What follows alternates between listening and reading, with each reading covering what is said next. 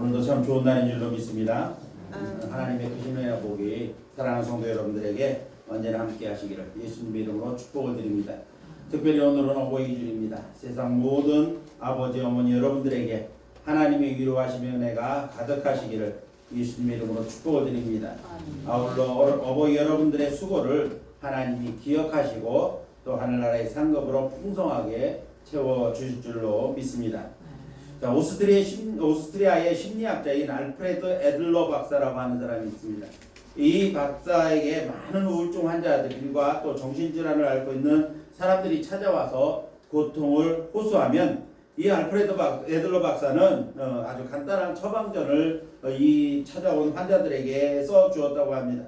그 처방전이 어떤 내용인가 하면 두 주일만 당신이 매일매일 어떻게 다른 사람을 기쁘게 할 수 있는가를 연구를 하고 그것들을 갖다 실천하느라고 실천을 해보십시오. 그러면 여러분의 삶이 변할 것입니다라고 하는 처방전을 주었습니다. 박사의 명성을 듣고 기대를 가지고 찾아왔던 환자들, 특별한 그러한 처방을 생각하고 왔던 환자들은 대부분 이 시시한 처방전을 들고는 실망하며 돌아갔다고 합니다. 그런데 에들러 박사를 믿고 그의 처방대로 다른 사람들에게는 당장의 효과가 나타나더라는 겁니다. 그들이 가서 2주간 동안 어떻게 하면 가족들, 즉 나 아닌 다른 사람들, 가족과 이웃들에게 선을 베풀고 그들이 기뻐하는 일을 할까를 연구하고 또 자신이 생각한 대로 그 일들을 한 가지씩 실천해 갔다고 합니다. 그렇게 선을 베풀고 그리고 다른 사람이 나누는 삶을 살았더니 얼마 가지 않아서 그 사람들의 마음에 있는 병들이나 정신적인 것들 그리고 우울증 같은 것들이 다 사라지고 사랑과 기쁨의 씨앗을 마음속에 갖게 되어졌다고 하는 것입니다. 그래서 모든 것들이 치유되어지고 행복한 삶을 살게 되었다고 하는 그러한 이야기가 있습니다. 자, 우리의 인생이 부족함 없이 성공적인 삶을 살려면은 어떻게 해야 될까요? 성경이 말하고 있는 비결은 바로 심고 거둠의 법칙에 있다는 것입니다. 심어야 거둔다는 것입니다. 우리 나라 속담에도 있듯이 콩 심은 데 콩이 나고 팥 심은 데 팥이 난다는 겁니다. 많이 심어야 많이 나온다는 것이죠. 가는 곳마다 사랑을 심어 놓으면 결국은 그 심어 놓은 사랑 때문에 사랑을 거두게 된다는 겁니다. 또 미움을 심으면 미움을 거둘 수밖에 없고 미움은 더 큰 미움으로 거둬지게 된다는 것입니다. 미움을 심으면 사랑을 절대로는 거둘 수가 없습니다. 또한 적게 심으면 적게 거두고 많이 심으면 많이 거둔다는 것이 심고 거둠의 법칙인 것입니다. 모든 생사화복은 하나님의 손에 달려 있습니다. 하나님이 문을 열면 닫을 사람이 없고 하나님께서 닫아놓으면 열 사람이 없습니다.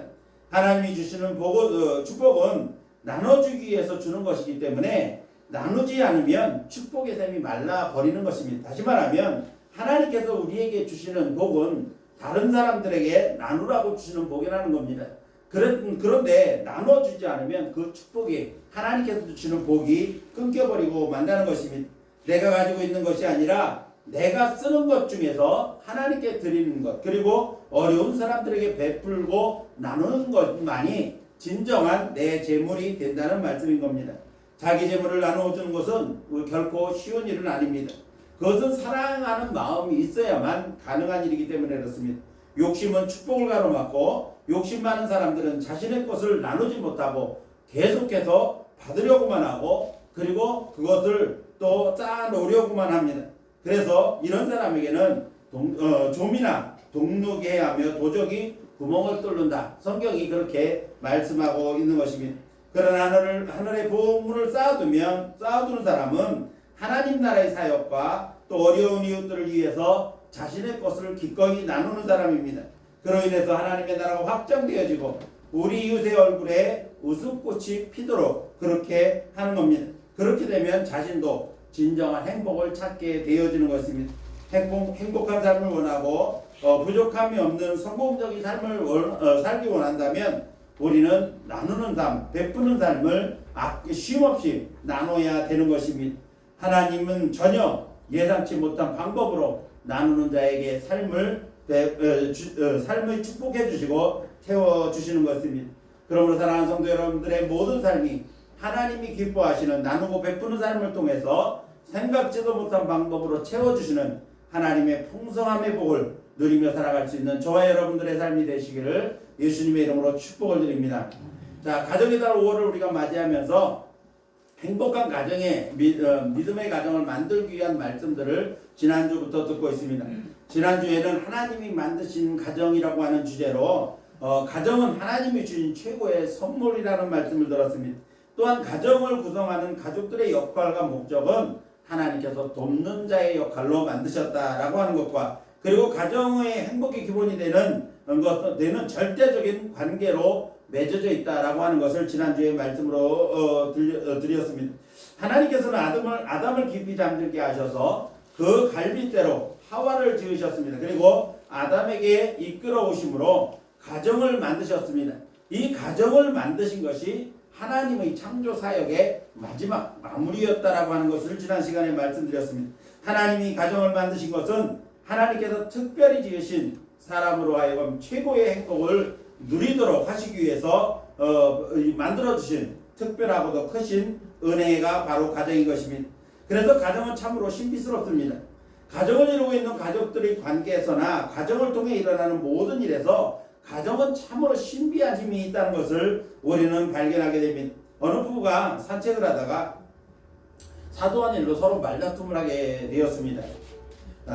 두 사람은 이제 서로에 대해서 불만이 가득 쌓이게 되었고 그것 때문에 잔뜩 부르터서 입이 나온 채로 집으로 돌아오게 되었습니다.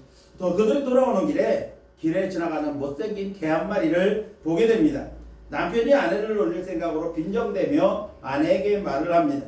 인사해라, 당신의 친척 지나간다. 이렇게 아내에게 빈정대며 말을 합니다. 그랬더니 그 말을 들은 아내는 못생긴 개를 향해서 정중하게 인사를 하면서 한마디 합니다. 안녕하세요. 혼자 산보를 나오셨네요. 시아버님. 이렇게 인사를 하더라는 겁니다. 남편과 아내는 졸지에 개의 아들이 되었고 또 부인은 개남편과 사는 또 다른 개가 되어버리고 만 것입니다. 서로에 대한 독설이 결국은 자기에게로 돌아와 버리고 말았다는 것입니다. 부부는 어이가 없어서 서로의 얼굴을 쳐다보며 웃고 말았다고 하는 이야기가 있습니다. 자, 오늘 본문을 보니까는 가족 간의 도리에 대한 교훈입니다. 가정에 대한 도리에 대한 말씀과 더불어서 예수 그리스도와 교회의 관계를 설명하고 있습니다. 오늘 우리가 읽은 본문 말씀의 내용들을 보면 전체적으로 가족에 관한 이야기를 하는 것 같지만 그 안에서도 교회에 대한 이야기들을 계속해서 하고 있는 것을 보게 됩니다. 그러므로 가정에서 가족들이 서로 간의 도리에 대한 설명과 더불어서 그 비유를 통해서 예수 그리스도와 교회와의 관계를 설명하고 있는 것입니다. 특히 가족 관계 중에서도 남편과 아내의 관계를 통해서 신랑 대신 예수 그리스도의 정결한 신부로서의 교회에 대한 설명을 하고 있다는 것입니다. 오늘은 가정의 달 두 번째 주일을 맞이해서 하나님께서 만드신 행복의 터전인 가정의 신비로움에 대해서 말씀을 드리면서 함께 은혜를 나누려고 합니다. 오늘 말씀을 통해 하나님께서 만드신 가정의 신비로움을 다시 한번 생각해보고 사랑하는 성도 여러분의 가정이 하나님이 만드신 행복한 가정의 터전으로서 굳게 세워질 수 있기를 예수님의 이름으로 축복을 드립니다. 자, 그러면 가정의 신비로움은 무엇입니까? 첫 번째로 가정의 신비로움은 가정에는 특별한 능력이 있다는 겁니다. 하나님께서 가정에 주신 신비로움은 가정만이 갖는 하나님께 주신 특별한 능력이 신비로운 능력이 있다는 것입니다. 가정을 구성하고 있는 가족은 어려움을 당할수록 더 단단하게 뭉쳐서 그 어려움을 극복하는 능력이 있다는 것입니다. 프랭크 시루마허라고 하는 사람이 쓴 책에 가족 부활이냐 몰락이냐라고 하는 책이 있습니다. 이 책의 내용을 보면 실화를 바탕으로 한 그러한 내용인데 1973년 8월에 당대 최고의 휴가 시설이었던 영국의 썸머랜드 호텔이라고 하는 이 호텔에서 화재가 발생을 했습니다. 당시 약 3,000명의 사람들이 휴가객들이 이 호텔에 묵고 있었는데 상당수가 친구나 가족들과 함께 휴가를 보내기 위해서 이 썸머랜드 호텔을 찾아왔다는 것입니다. 화재가 발생하고 사건 현장에 도착한 영국 공영방송인 BBC 카메라맨들은 엄청난 속도로 번져가는 불길과 그 사이를 어쨌든 목숨을 건져보려고 이리저리 피하는 정말 그야말로 이 전쟁터와 같은 그러한 모습을 카메라에 담았다고 합니다. 시간이 지나 화재가 진화되어지고 화재에 대한 피해 규모를 이렇게 산정을 해서 발표를 했는데 최소한 사망자가 51명이었고 그리고 부상자는 400명이 넘는 그런 많은 부상자가 발생을 했다는 것입니다. 몇 년 후에 심리학자인 조나단 사임이라고 하는 사람이 이 호텔에 묵었던 사람들을 대상으로 해서 이 연구를 한 결과가 드러났습니다. 대부분의 사람들은 현장에 있던 사람들은 공포로 인해서 방향을 잃고 정신없이 허둥거렸을 것이라고 생각을 했습니다. 또 흩어져 혼자 싸웠고 또 더욱 강한 자가 살아남았을 것이다. 다른 사람들보다 더 건강하고 또 약삭 빠르고 이런 사람들이 살아남았을 것이다 라고 생각하는 사람들이 주류를 이루었습니다. 그런데 화재가 발생하자 이 가족들끼리 여행을 왔던 그러한 가족들은 화재가 발생했을 때 전혀 당황하지 않은 그러한 모습들이 나타난 겁니다. 오히려 순식간에 엄청난 효율성을 보이면서 서로 뭉쳐서 그 화재 현장을 이게 피하기 위해서 움직였다고 하는 것입니다. 혼란 와중에서도 서로를 잃어버리지 않으려고 함께 했고 또 화마를 피하기 위해서 함께 노력하는 모습들이 있었다는 것입니다. 같이 온 사람들을 찾는 것은 당연한 행동이 아니냐고 생각할 수도 있겠습니다만은 그러나 조사 결과 친구끼리 온 사람들은 전혀 그런 행동이 보이지 않았다는 겁니다.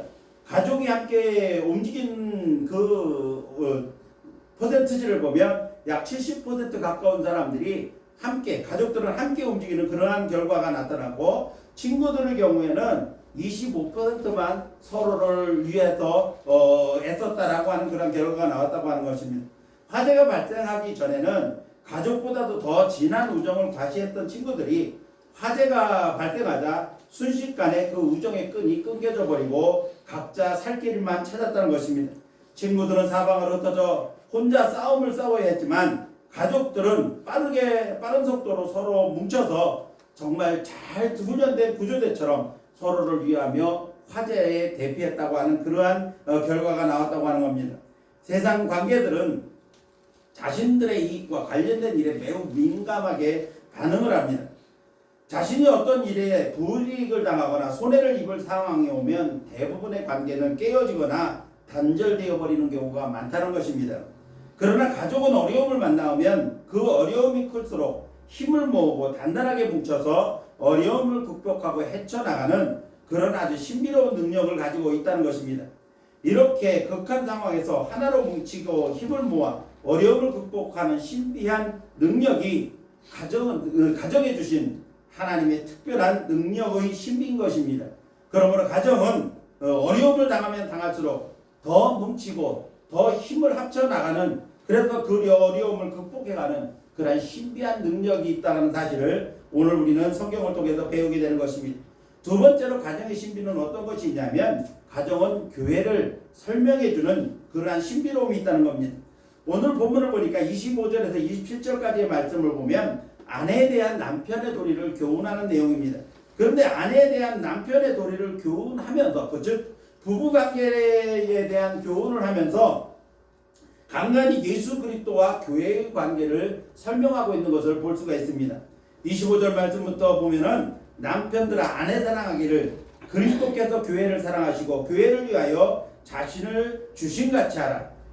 남편들에게 하는 말입니다. 아내 사랑하기를 그리스도께서 교회를 사랑하시고 그 교회를 위하여 자신을 내어주신같이 사랑하라고 말씀하고 있는 겁니다. 이는 곧 물로 씻어 말씀으로 깨끗하게 하사 거룩하게 하시고 자기 앞에 영광스러운 교회를 세우사 티나 주름 잡힌 것이나 이런 것들이 없이 거룩하고 흠이 없게 하려 하심이라. 분명히 우리가 읽기 시작할 때는 아내에 대한 남편의 도리를 설명하는 것 같았습니다. 그러나 뒤로 가면 갈수록 예수 그리스도께서 교회를 사랑하시되 어떻게 사랑하셨는가라고 하는 것을 보여주고 있는 것입니다. 이 말씀은 부부관계가 얼마나 소중하고 아름다운 것인가를 말하면서 아울러서 예수님과 교회의 관계의 아름다움을 설명한다. 이렇게 성경학자들은 말을 합니다. 또 반대로 교회와 예수 그리스도의 관계를 설명하기 위해서 인간관계의 기본이 되는 부부관계를 통해 교회와 예수 그리스도의 관계를 설명한다. 이렇게 말하는 성경학자들도 있다는 것입니다.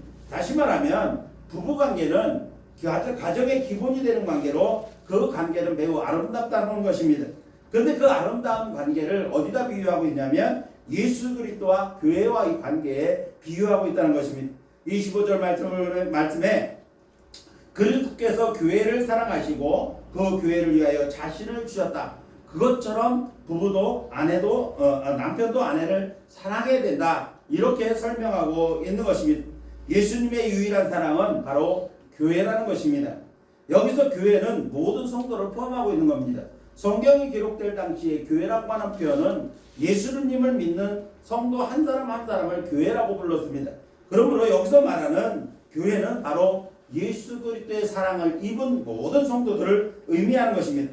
그래서 예수님은 교회를 위해서, 다시 말씀드리면 성도를 위해서 자신의 모든 것을 내어주실 만큼 교회를 사랑하고 교회를 위해 희생하셨다라고 하는 사실을 말씀하고 있는 겁니다.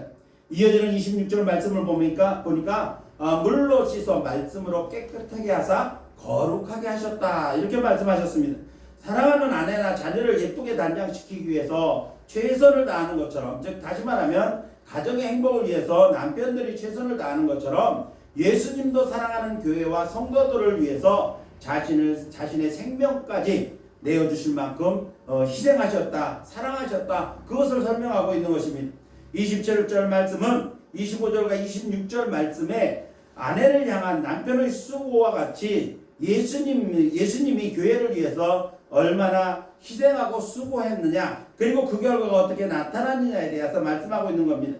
자기 앞에 영광스러운 교회를 세우사 티나 주름 잡힌 것이나 이런 것들이 없이 거룩하고 흠이 없게 하려 하십니다. 이렇게 말씀하고 있는 것입니다. 그래서 32절 말씀을 보니까 이 비밀이 크도다. 나는 그리스도의 교회에 대하여 말하노라. 계속해서 남편과 아내에 대한 부부관계에 대한 말씀을 하면서 그것을 비밀이라고 하는 분, 이 아름다운 비밀이라고 말씀하고 있는 겁니다.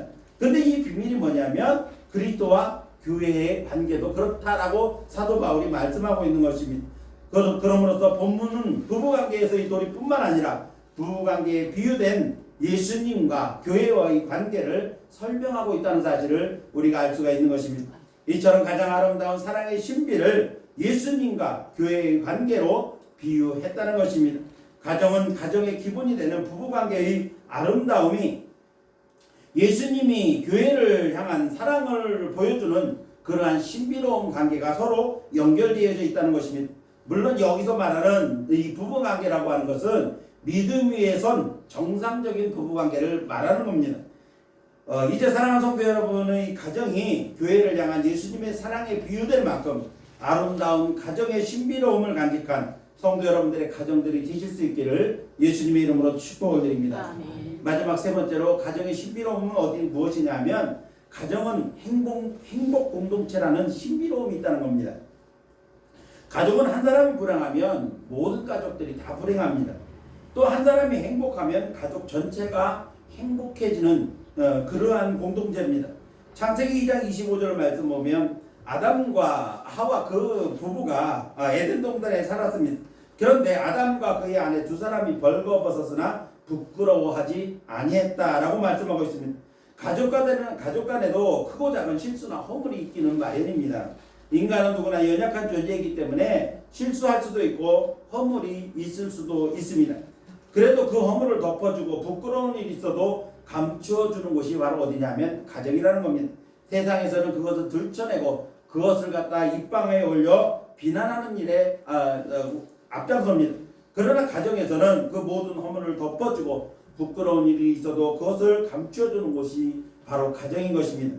기독교 상담자인 제이 아담스라고 하는 상담학자가 있습니다. 한 번은 한 부인이 이 학자를 찾아왔습니다. 자기는 남편 때문에 도저히 살 수가 없다는 겁니다. 그러면서 이 박사에게 내보인 것이 있었는데 꼬깃꼬깃한 대학노트 한 권을 가지고 왔습니다. 그리고 그것을 이 아담스 상담학자한테 펼쳐놓으면서 뭐라고 말을 하는가 하면, 지난 15년 동안 남편이 어떤 말을 했는지, 남편이 어떤 실수를 했는지, 남편의 부족한 점이 무엇인지, 이런 남편의 허물을 아주 깨알같은 글씨로 새까맣게 적어놓았다는 겁니다. 이 대학노트 큰 노트에다가 아주 새까맣게 적어놓았습니다.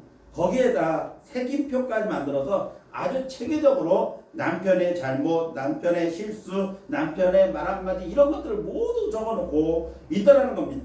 그리고 통계 목록까지 만들었습니다. 빨간 줄, 파란 줄 다 쳐놨습니다. 그러면서 나는 도저히 이런 남편과 살 수가 없다는 거, 어떻게 이런 사람과 살겠냐고 말하는 겁니다.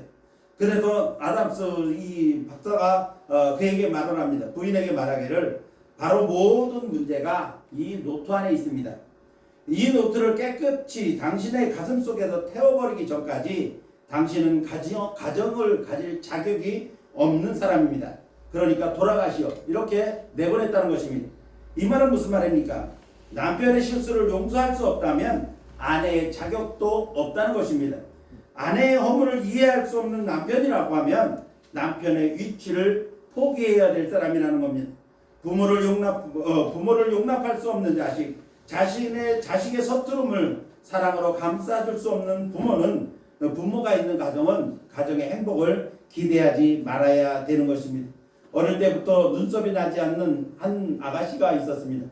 그녀는 오랜 시간을 혼자 지내다가 결국은 홍기를 놓치고 말았습니다.